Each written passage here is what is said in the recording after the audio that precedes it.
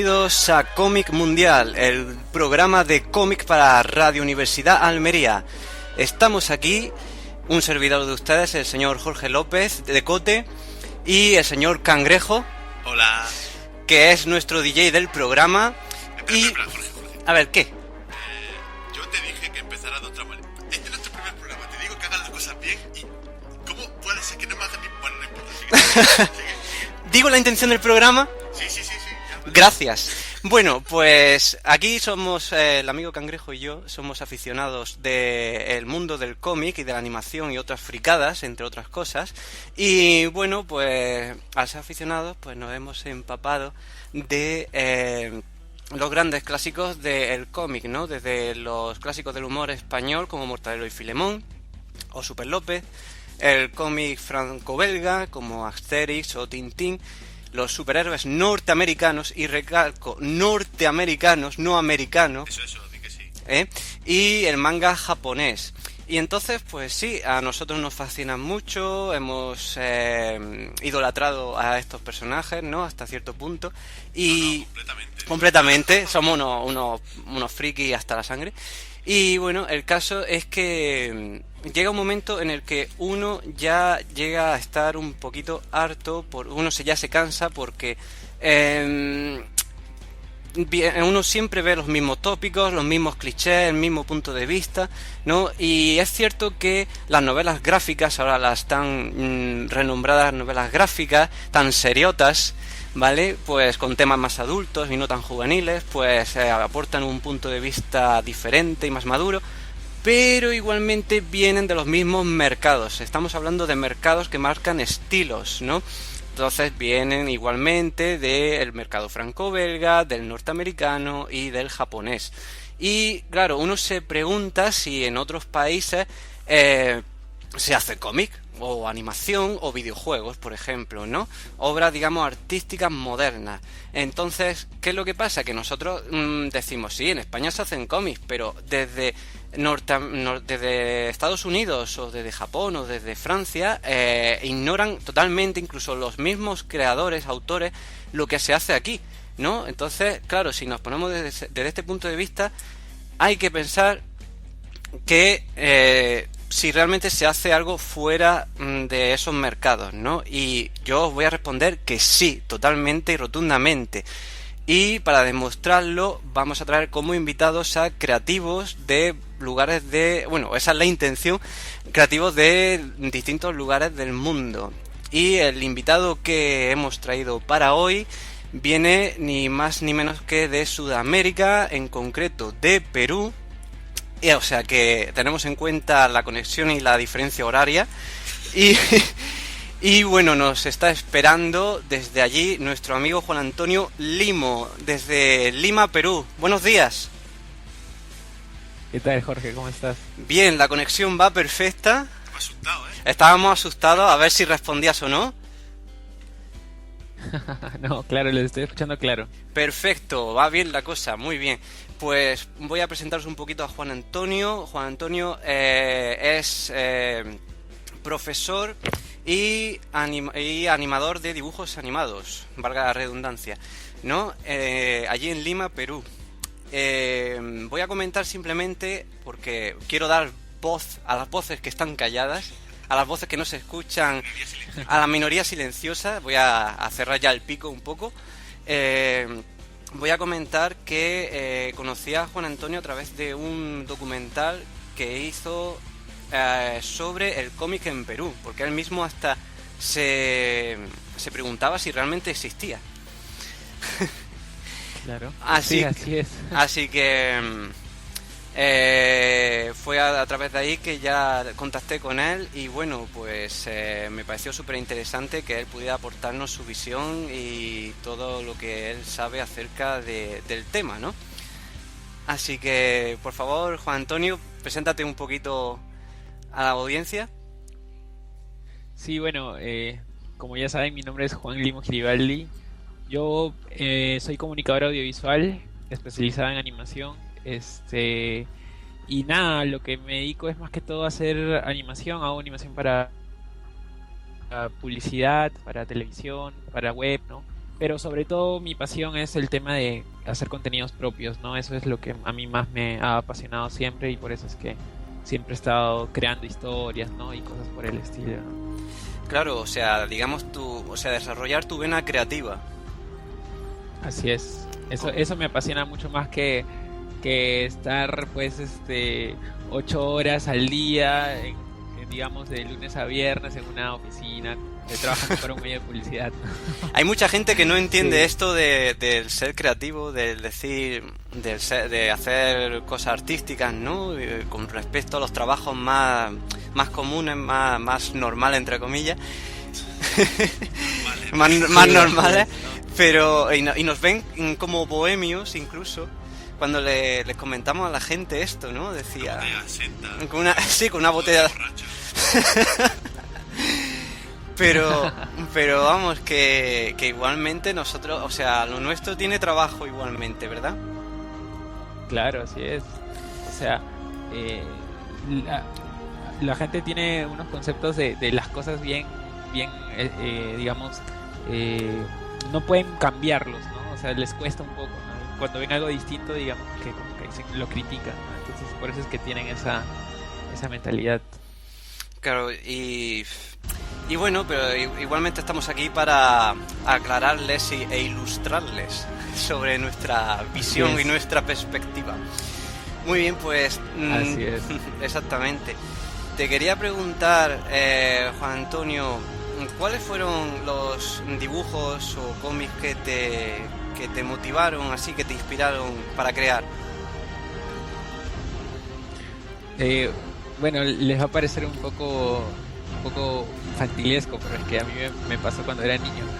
Uno de los dibujos que más me, me, me motivó fue Dragon Ball Z. Fue, digamos, que Oh, el que ocasionó esto de esto de dibujar, ¿no? De crear historias, personajes, superhéroes, ¿no? Caballeros del Zodíaco también me encantaba. bien, bien, En bien. esa De los época, nuestros, ¿eh? Es de claro, los en esa nuestros. época también eh, empecé a ver también lo que era Cartoon Network y veía pues Tom y Jerry, ¿no? Veía los Looney Tunes, veía bastantes dibujos como esos, ¿no? Pero digamos que los que me apasionaron para que yo pueda crear historias fue Dragon Ball Z, ¿no? Caballero Zodiaco, también el Spider-Man de los 90 también me gustaba mucho. Muy bueno ese Spider-Man de los 90, buenísimo también. Los X-Men, Y los X-Men también, claro, Eso sí. sí, muy buenas las dos series. Eran de la Fox las dos, ahora que me acuerdo, sí. así Eh, es. pues aquí igualmente Dragon Ball supuso un bombazo, pero alucinante, tremendísimo. Bueno, no sé allá Sí. en el Perú, pero aquí hasta hubo asociaciones de padres que querían censurarlo. En fin, o sea, para que... O Sí, sea, acá también pasa igual. fue un fenómeno de masa bestial, ¿no? Y curiosamente nos llegó desde Francia aquí, ¿sabes? Ajá, Nos llegó de un claro. poco de rebote, ¿sabes? E igualmente, pues vamos, fue un bombazo. Pero en Estados Unidos les llegó tardísimo. O sea, yo creo que en Latinoamérica llegó antes que en Estados Unidos.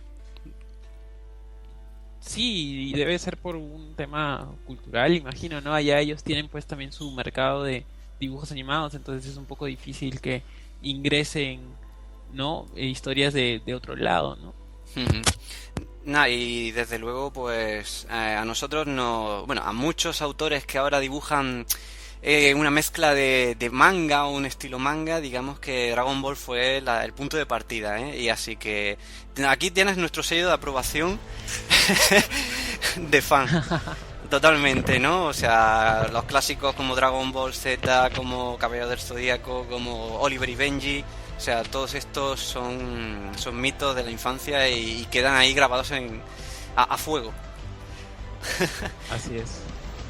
Mm, Claro, lo que pasa es que hay una gran diferencia entre ser receptor o consumidor de manga o anime, por ejemplo, y ya pasar al punto creativo, que es un salto que parece que no, pero es Claro, un salto grande, ¿no? Entonces, eh, yo cuando claro. veo, por ejemplo, los salones del manga, que han proliferado mucho en los últimos años aquí, por lo menos, pues se ve la gente que es aficionada a la cultura asiática, más o menos, que hace cosplay, que, en fin, estas cosas, ¿no? Porque se nota que son aficionados al manga, pero y al anime, pero luego se nota la gente que realmente ha estado, o sea, que se ha inspirado muchísimo en esto y ya lo plasma en obras, ¿sabes?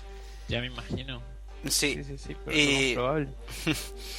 y, y claro, pues, pero igualmente pienso que hay que contrastar eso con la cultura propia, ¿no? Es decir, si, o sea, si recibes cómics japoneses, pues tú piensas, oye, ¿y qué cómics se han hecho aquí, en mi país, ¿no?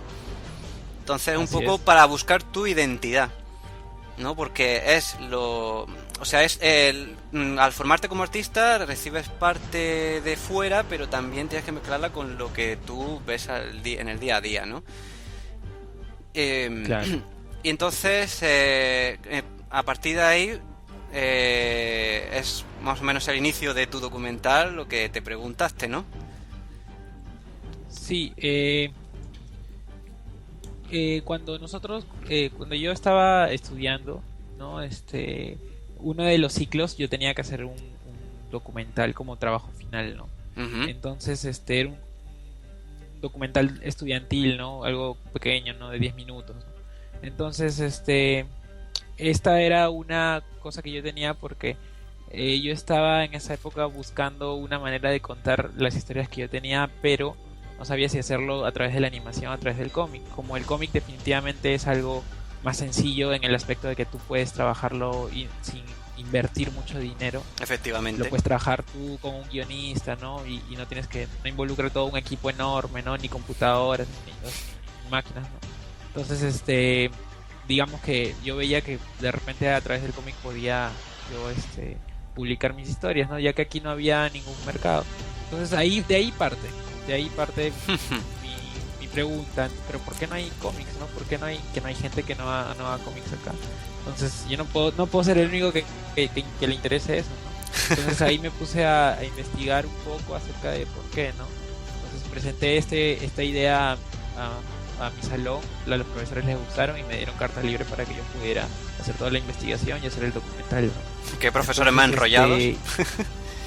Sí, a mí les gustaba, me imagino, ¿no? Entonces, me metí, pues lo primero que hice fue hacer todo un trabajo de investigación, ¿no? Revisar libros, ¿no? Preguntar a personas que sabían del tema, ¿no? Y ahí fui conociendo a gente, ¿no? Y pucha, hice amistades, contactos bastantes. Entonces, y ahí fue como surgió la idea del documental del cómic, ¿no? Así fue como lo realicé también. Qué bueno. Pues a mí el documental me gustó muchísimo y por eso me puse en contacto contigo, como he dicho anteriormente. Eh, Sí, Vamos, me pareció muy bien montado y muy curioso, además que te lo trabajaste y sobre todo sacaste a la luz muchas cosas, ¿no? Me llamó especialmente la atención el señor Juan Acevedo con su personaje del Cuy claro, sí, y su visión, ¿no? Y lo que le pasó con lo del Cuy. Cuéntanos así es. cuéntanos un poquito de este hombre, porque tiene miga la cosa. Sí, bueno, eh, él lo que hace es crear igual como yo también, ¿no? Cuando él recién estaba comenzando, también decía, oye, pero ¿por qué no hay personajes que representen a la cultura peruana, ¿no? En esa época había bastante de lo que era Mickey Mouse, ¿no? Entonces, él agarra y dice, oye, yo quiero hacer algo, un personaje pero autóctono, ¿no? Un personaje propio. Y ahí es cuando surge este personaje que es de un roedor también, pero peruano, que es un cuy, ¿no?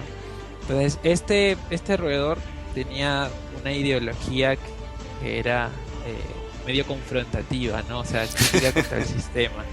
Entonces, en un comienzo, si no me equivoco, en esa época, los gobiernos eran más permisivos, no dejaban que un artista en los diarios se publicara esto.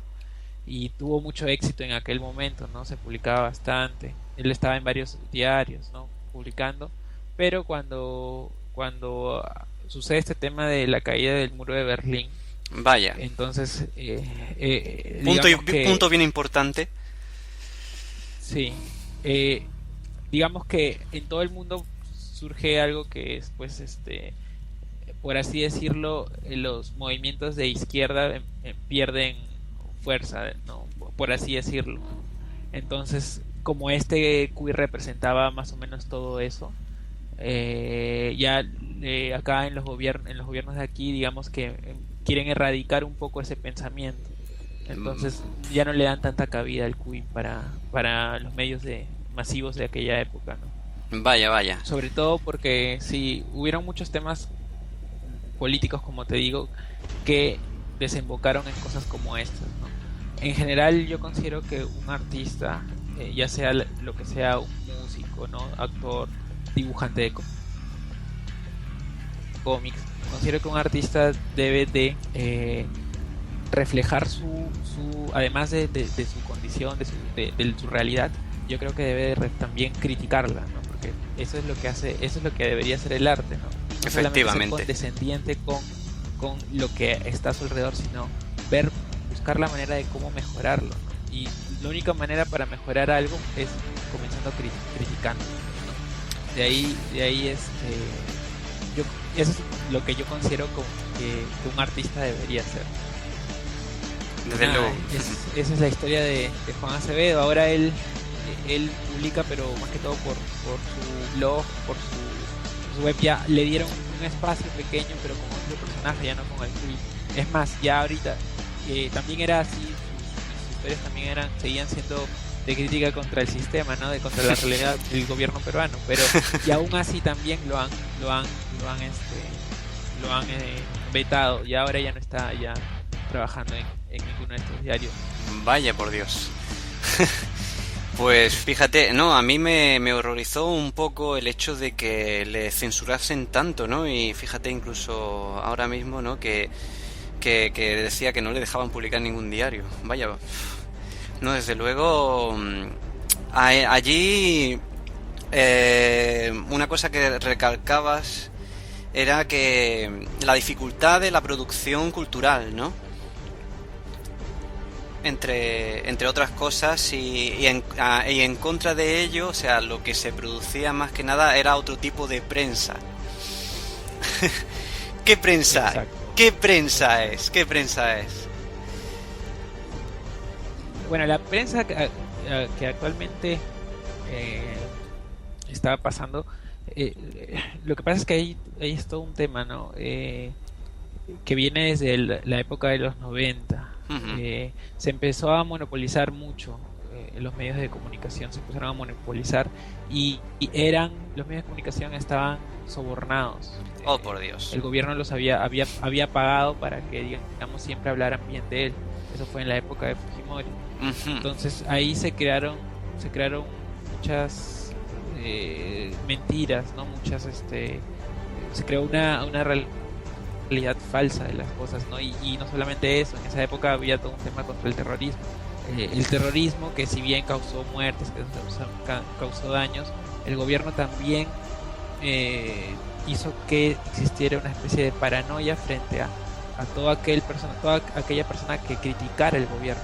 Eso se dio con ayuda de los medios de comunicación. Entonces, hasta ahora sucede eso, hasta ahora. Más aún, ¿por qué? Porque tenemos un grupo de medios de comunicación que está monopolizado, que tiene casi el 80% de diarios, de medios de comunicación, canales de televisión. Ese grupo es el Grupo Comercio. Entonces, este grupo se encarga, pues, de siempre decir las cosas que a ellos les conviene y no las cosas que a la gente realmente le convienen. Aquí en España ha pasado un poco igual, pero digamos no de manera tan exagerada.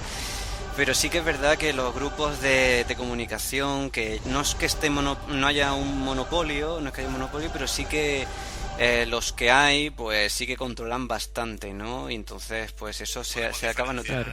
Aquí podemos diferenciar cadena del gobierno, cadena en contra del gobierno y otra cadena que apoya al gobierno. Sí, así es. Sí, pero sí, acá también sucede igual, sí. Uh-huh. Acá también sucede igual, pero digamos que los que apoyan al gobierno son los abusivos, porque son como que los que contienen la mayor parte del mercado, el 80%, Hmm. ¿no? Por Claro. así decirlo. Y el resto son diarios pequeños, ¿no? Entonces, inclusive los periodistas, ¿no? Y así miles de cosas, ¿no? Las creaciones que se hacen, la mayoría de creaciones que se hacen, ya sea en el ámbito del cine, ya sea en el ámbito, no sé, en todo lo que se haga. Las creaciones que se hacen solamente, digamos que son populares las cosas que no critican absolutamente nada del gobierno y que no, en general, desvían, o sea, que no cuestionan, que simplemente, digamos, están ahí por estar nada más, ¿no? Claro. Pero no, porque son bonitos, porque se ven bien, porque se oyen bien, pero no, el resto no es bienvenido, ¿no? En los medios de comunicación tradicionales aquí en Perú. Claro. Por ejemplo, el cuy, ¿no? Por ejemplo, las cosas que yo creo, como Canito, el Rayo Rojo y cosas por el estilo, ¿no? Sí, de eso mismo te iba a preguntar. Ya, si, o sea, eso, digamos, en tus creaciones, si plasmas, digamos, la crítica, ¿no? O sea, ¿qué tipo de obras haces, ¿no? Y cómo las diriges. Sí, yo precisamente cuando hice este documental del cómic me di cuenta pues de toda esta, por así decirlo, esta amarre que había, ¿no? entre los medios de comunicación, el gobierno, la corrupción, ¿no? Y cómo no, esto de alguna u otra manera no permite hacer surgir a los artistas, ¿no? A los verdaderos artistas. Entonces, cuando yo comprendo esto y empiezo a averiguar más cosas, me doy cuenta un poco de mi realidad. Entonces yo lo que quiero es, por así decirlo, a través de mi arte, a generar un cambio, ¿no? Generar conciencia en las personas, que las personas piensen, ¿no? Entonces por eso es que ahí creo a Canito, que es un niño que vive en una isla. Para esto es una historia futurista, ¿no? Ajá. Esta isla es una isla paradisíaca. Esta es una isla paradisíaca que es como si fuera el último bastión en la que el ser humano industrializado no ha llegado, ¿no? Solamente viven ahí personas Qué bueno. en una comunidad campesina, ¿no? Y resulta que Canito descubre que tiene poderes, puede mover las cosas con su mente. Y un día, su abuela siempre le dice que no salga, que no cruce el mar, que siempre se quede ahí en la isla, ¿no? Esa es una regla que tienen todos en la isla. Pero un día Canito agarra, le pica la curiosidad y se va en una balsa y cruza el mar. Y llega a una ciudad que se llama Nueva Lima, ¿no? Y en Nueva Lima... ¡Qué casualidad! Sí, resulta que Nueva Lima es una ciudad en la que hay una crisis, ¿no? Hay como un gobierno que controla a través de robots a las personas, ¿no? Y cualquiera que se oponga es terrorista y tiene que morir y por el estilo, y cosas por el estilo, ¿no? Muy Entonces, 1984. ¿Perdón? Muy al estilo de 1984. De la novela de... muy al estilo de aquella época. Así es. O sea, la novela de George Orwell. Exactamente, sí. Sí. Un poco como Corea del Norte. Resulta que... Hoy en día. Sí. Así es. Entonces, resulta que ya, pues, Canito agarra y observa todo esto y él se quiere enfrentar, ¿no? Al comienzo se asusta. Dentro de la historia del cortometraje ahí está, ¿no? Claro, que primero hay que especificar corre, que es ¿no? un cortometraje. Sí, este es un cortometraje, así es. Y huye y después, bueno, Canito agarró y simplemente aprovecha los poderes que tiene, se arma de valor y se enfrenta contra estos robots, ¿no? Y al final regresa salva a un grupo de gente y regresa con la abuelita pues a su isla, ¿no? Y cuando ya está en la isla, Canito le dice a la abuelita, tenías razón, ¿no? El mundo es un lugar malo, ¿no? Era mejor que me quede en la isla, pero ahora quiero cambiar el mundo. Oh, qué bueno. Sí. Buena. Pues Sí. ya que pasamos, o sea, hemos dado el salto de lo que es el cómic peruano y hemos pasado, digamos, a tu ámbito, que es realmente el de la animación, ¿no? Pues yo quería preguntarte sobre, a ver si puedes decírmelo en líneas generales o en pocas palabras, más o menos cómo es el proceso de animar, sea en cortometraje o en largometraje, y como por ejemplo cuánta gente se necesita para llevarlo a cabo y las herramientas que usan. Sí, bueno, hay distintas maneras que se utilizan, hay distintos formatos. Yo toda la vida comencé animando en Flash. El Recuerdo Flash yo siempre me que es moría lo básico básico. Sí. Claro. Y recuerdo que yo siempre me moría por ver a mis dibujos moviéndose. Siempre, ¿no? Porque siempre había creado, siempre quería eso, ¿no? Y un día mi papá agarró, me dijo, mira, he ido a comprar unos programas y he encontrado este programa en el cual animas. Y lo vi y me gustó un montón y yo solito empecé a aprender, ¿no? Y nada, y con ese programa me quedé, de ahí me di cuenta de que había toda una gama de programas, ¿no? Que se complementaban con el Flash. Estos programas eran After Effects, Photoshop, ¿no? También había 3D Max, ¿no? Y todas estas cosas, ¿no? Entonces, fui conociendo, ya cuando fui estudiando, fui viendo, y lo primero que se tiene que hacer para poder hacer una animación es tener una idea, ¿no? Es lo más básico. Tienes que tener una idea para que después de con esta idea, digamos, crear una historia, hacer un guión, escribir un guión, ¿no? El guión también tiene todo una fórmula para ser desarrollado, ¿no? Efectivamente. Y después de que tienes este guión, lo que haces es dibujar un storyboard, que es como que el planteamiento de la historia a través de las imágenes, pero en bocetos nomás, ¿no? Exactamente. Sin animación. Sí. Entonces, En el cómic pasa un poco igual, más que el storyboard, que ahora se ha extendido mucho, pero su verdad, el nombre al que se le califica a esto en el cómic es precisamente nombre. Se llama nombre, a poner los dibujitos en bocetos secuenciados. Claro. Más o menos, ¿no? Pero que para el mundillo del cine de animación es el storyboard, efectivamente. Claro. Claro. Y después de eso... Después del storyboard vienes, ahí parten varias cosas, ¿no? Hay gente que yo voy a hablar acerca de mi modo, ¿no? Mi modo, lo que yo hago es después de que tengo el storyboard, lo que hago es grabar las voces. Grabo las voces. Haces el doblaje. Hago el doblaje, claro. Grabo las voces y por ahí de repente mi hermano es por lo general quien se encarga de hacerme la música, ¿no? Entonces le digo a mi hermano, que es el músico, que vaya haciendo la música de esto. Entonces luego, una vez que se va haciendo esto, también yo voy preparando un poco lo que es el arte, ¿no? Voy diseñando los personajes, voy viendo un poco cómo hacer los escenarios. Tengo un amigo que también me ayuda con el tema de los escenarios. Yo no dibujo muchos fondos. Es un trabajo bien duro, ¿eh? Y claro. se necesita de alguien que tenga ganas y que sepa hacerlo bien, lo de dibujar fondos, porque desde luego no es fácil. Desde luego que tenga ganas. Claro, no, para nada. Sí, por lo general. Mi amigo es artista, ¿no? Me refiero a egresado de la Escuela de Bellas Artes, ¿no? Entonces sí. Ya hemos trabajado en Canito juntos, entonces digamos que ya tengo experiencia con él. De allí lo que hago es lo que tengo de música, de sonido, más el storyboard, lo junto, lo compilo todo en una secuencia de video. Eso se llama un animatic. Ajá. Y este animatic lo que hace es, pues, darme la pauta de los tiempos, ¿no? El tiempo que va a durar cada plano.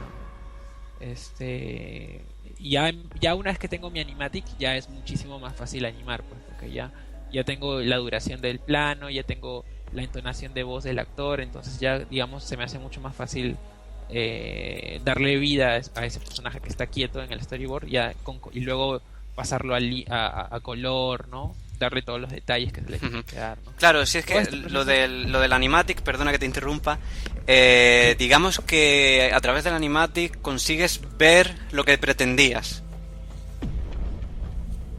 Sí, así es. Con eso me doy el ritmo, ¿no? El tiempo de mi narración, ¿no? Ujú. Y ya después, Sí. mm, Después de esto, lo que hago es ya empiezo con el Flash. claro. Este